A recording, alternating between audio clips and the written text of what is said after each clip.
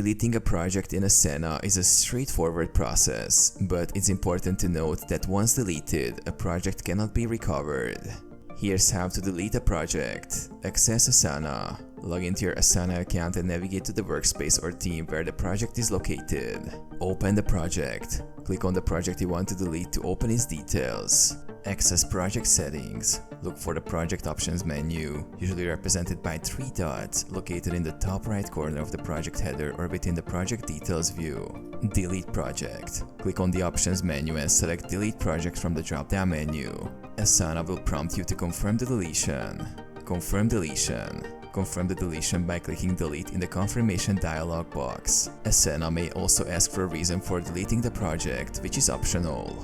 Permanently delete. Once confirmed, the project and all associated tasks, comments, and attachments will be permanently deleted from Asana. This action cannot be undone. Review team members. After deletion, review team members who were assigned to the project to ensure they are aware of the deletion and any necessary adjustments to their workload.